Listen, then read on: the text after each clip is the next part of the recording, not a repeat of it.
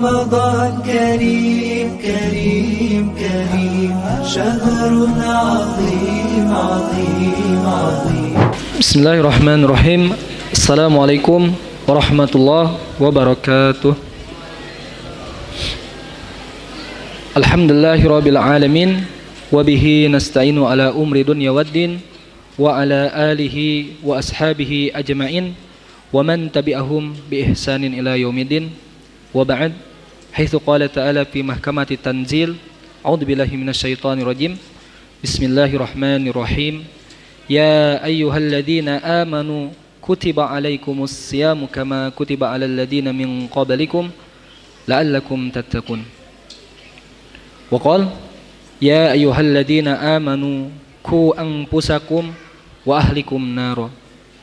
وقال في آية أخرى يا أيها الذين آمنوا اجتنبوا كثيرا من الظن إن بعض الظن إثم ولا تجسسوا ولا يغتب بعضكم بعضا أيحب أحدكم أن يأكل لحم أخيه ميتا فكرهتموه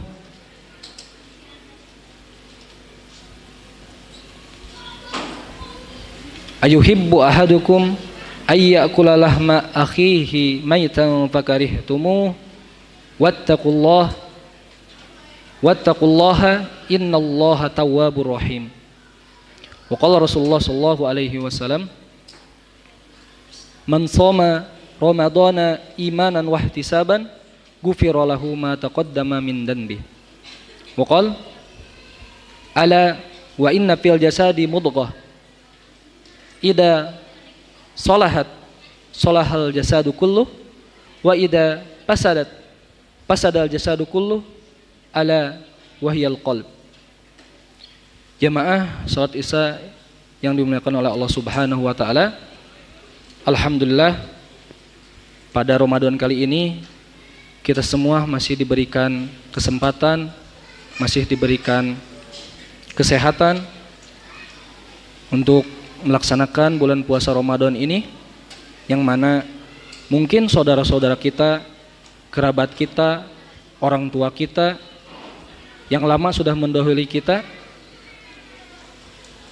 Dalam salah satu kitab dikatakan bahwasanya mayit, orang yang sudah meninggal itu, yang mereka berangan-angan ingin kembali hidup ke dunia.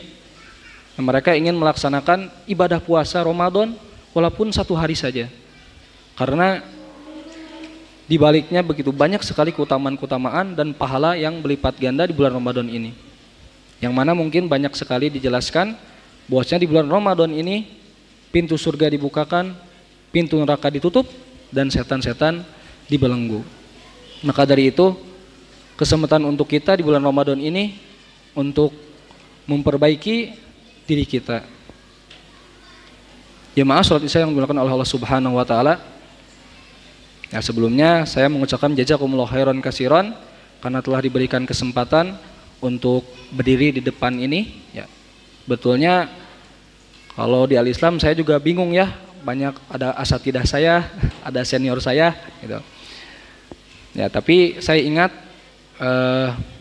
ayat dan juga sabda Rasul, baligu anni walau ayat, sampaikanlah walau 1 ayat ya, karena kita semua itu adalah pendakwah, dakwah untuk diri kita sendiri, untuk orang lain ya. Jadi kita adalah pendakwah semuanya. Kemudian Allah berfirman dalam surat Al-Asr, wal asr, demi masa, innal insana lafi khusr, sesungguhnya manusia itu benar-benar dalam kerugian, illal ladzina amanu wa amilus solihati, kecuali orang-orang yang beriman dan yang beramal soleh, wa tawassaw bil haq wa tawassaw bis sabr, yang saling menasihati dalam kebaikan, kebenaran, dan kesabaran. Jemaah salat Isya yang dimuliakan oleh Allah Subhanahu wa taala, mungkin dalam kesempatan ini mari kita sedikit merenungkan ayat dan hadis yang tadi kami sebutkan dalam muqaddimah, yaitu dalam surat Al-Hujurat ayat ke-12. A'udzubillahi minasyaitonirrajim. Ya ayyuhalladzina amanu jtanibu katsiran minadh-dhann Wahai orang-orang yang beriman, jauhilah oleh kalian berprasangka, banyak berprasangka. Inna ba'dadhanni ismun. Sesungguhnya pada sebagian prasangka itu ada suatu dosa. Wala tajassasu, dan janganlah kalian mencari-cari kesalahan orang lain. Wala yaghtab ba'dukum ba'dha, dan janganlah kalian saling menggunjing satu sama lain. Ayuhibbu ahadukum ayyakulalah ma'akhihi maitan fakarihtumuh. Apakah kalian suka memakan daging saudaranya yang sudah meninggal, yang sudah menjadi mayat, sedangkan kalian itu tidak mau, jijik. Wattaqullah, dan bertakwalah kalian kepada Allah. Innallaha, sesungguhnya Allah tawwabur rahim, Maha pengampun, Maha penerima taubat, dan Maha penyayang. Jemaah salat Isya yang dimuliakan oleh Allah Subhanahu wa taala. Jadi dalam prasangka itu dibagi dua, ada husnudon, ada suudon ya. Jadi husnudon ya kita juga sudah tahu, berprasangka baik, adapun suudon berprasangka buruk. Dan terkadang kita dalam husnudon pun ya ada berprasangka baik kepada Allah, husnudon billah, husnudon binnas. Jadi berprasangka baik kepada Allah, juga berprasangka baik kepada manusia. Dan terkadang juga suudzon billah, juga suudzon binnas. Ya, kita berprasangka buruk kepada Allah, juga terkadang kita suka berprasangka buruk kepada manusia. Nah ini prasangkaan-prasangkaan yang suudzon ini terutama yang saya garis bawahi, yang kami garis bawahi, bahwasanya ini adalah pintu masuk setan ke dalam diri kita, yang mana tadi lewat hati, sebagaimana sabda Rasulullah SAW.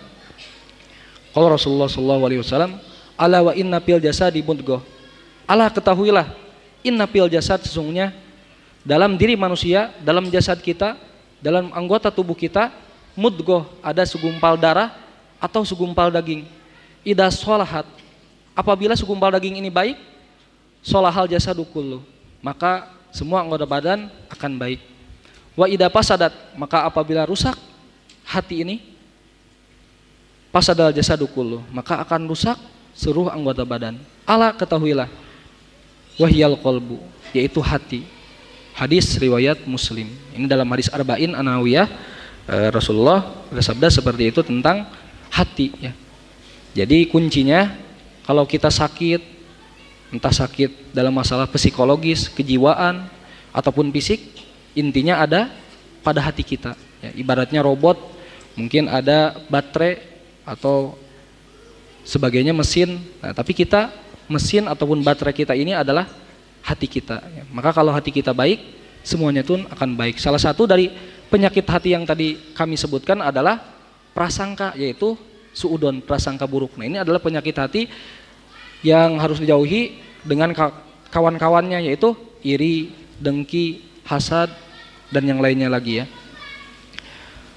Kemudian itulah terutama di bulan Ramadan ini yang harus kita introspeksi diri, yang harus kita perbaiki diri kita, yaitu terutama hati kita ini ya. Yang mana setan selalu membisik-bisiki agar supaya kita melakukan hal-hal yang negatif ya. Mungkin dalam masalah keluarga antara istri dan suami, anak sama orang tua ya, ataupun sama teman kita ya, saudara kita.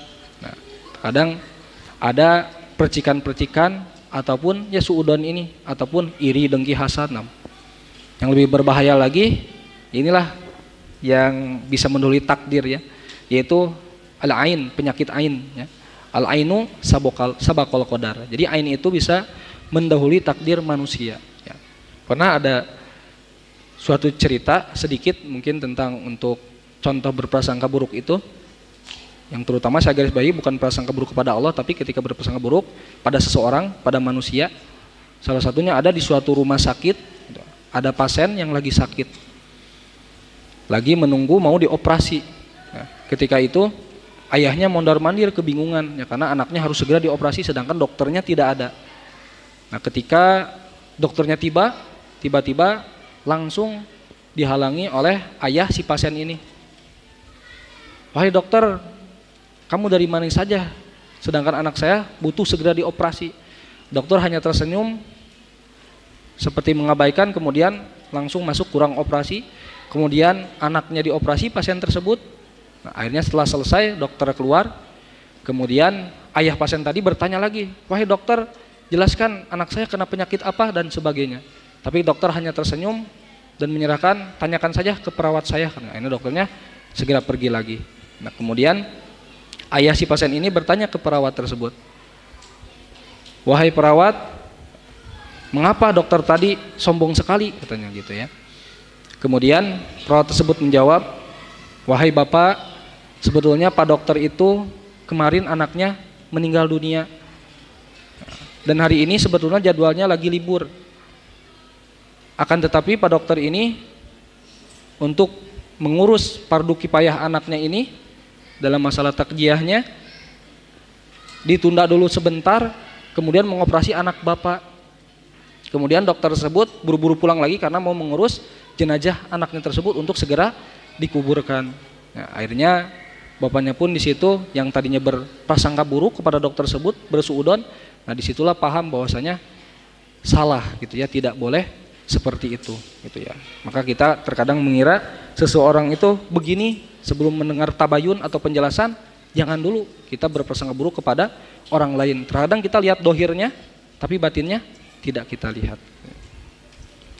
Jemaah salat Isya yang dilakukan oleh Allah Subhanahu wa taala. Ya, kemudian sedikit sebelum saya tutup, ya, sebagaimana ada juga dalam, mungkin udah tahu semua ya, ini dalam Nasyid A'agim gitu ya. Jadi ada teksnya, saya baca aja syair ya. Jagalah hati, janganlah kau kotori. Jagalah hati, cahaya ilahi. Jagalah hati, jangan kau nodai. Jagalah hati, lentera hidup ini. Bila hati kian keruh, pikiran pun akan peruh. Bila hati kian bersih, pikiran pun akan jernih. Semangat hidup menggigih, prestasi mudah diraih. Namun bila hati geruh, batin selalu gemuruh, akhlak kian terpuruk, jadi makhluk terkutuk. Ya, mungkin itu ibaratnya ada syair yang mungkin lama, dari mungkin saya juga ketika kecil pasti mendengar semua syair A'agim ini gitu ya. Jadi bukan kita ambil musiknya gitu ya, cuman ini syairnya memang betul seperti itu gitu. Untuk masalah hati kita itu yang mempengaruhi semua anggota badan kita, kesehatan ya, sehat fisik, sehat jiwa kita, itu yang menentukan adalah hati kita ya. Semoga kita dijauhkan dari penyakit-penyakit hati, dan tentunya di mana ada penyakit ada obatnya ya. Salah satunya obat hati adalah Al-Qur'an. A'udzubillahi minasyaitonir rajim. Wa nunazzilu minal Qur'ani ma huwa syifaa'un wa rahmatul lil mu'minin. Dan kami turunkan Al-Qur'an ini, kata Allah, sebagai syifa, obat penyembuh bagi orang-orang yang beriman. Ya, dan syifa ini yang mana obat, ada yang mengatakan, ya, termasuk salah satunya Ustaz Adi Hidayat juga berkata, ya, dari tafsirnya itu, asyifa ini ketika obat manusia, kita berobat ke medis atau ke tibun nabawi misalkan ya, tapi nggak kunjung sembuh juga. Lalu ke siapa lagi? Yaitu datang dari Allah langsung. Dengan kita tentunya ikhtiar, kemudian bertawakal kepada Allah, pasrah dengan sepenuh hati, insya Allah Allah akan memberikan jalan keluar. Dan ini banyak kasusnya, sampai penyakit, mau itu kanker, tumor ya, ataupun sebagainya. Jemaah salat Isya yang dilakukan oleh Allah Subhanahu wa taala, mungkin hanya ini yang dapat kami sampaikan. Kurang dalamnya kami mohon maaf. Apabila ada kelebihan, itu datangnya dari Allah Subhanahu wa taala semata, dan apabila ada kekurangan, itu datangnya dari diri saya pribadi dan dari syaitan. Ya, mohon maaf apabila ada tutur kata yang kurang berkenan, ya, semoga bermanfaat, khususnya introspeksi bagi diri saya pribadi, umumnya untuk jemaah salat Isya semuanya. Akhir da'wana alhamdulillahirabbil alamin. Subhanaka Allahumma wa bihamdika asyhadu an la ilaha illa anta astaghfiruka wa atubu ilaik. Wal akhir, assalamualaikum warahmatullahi wabarakatuh.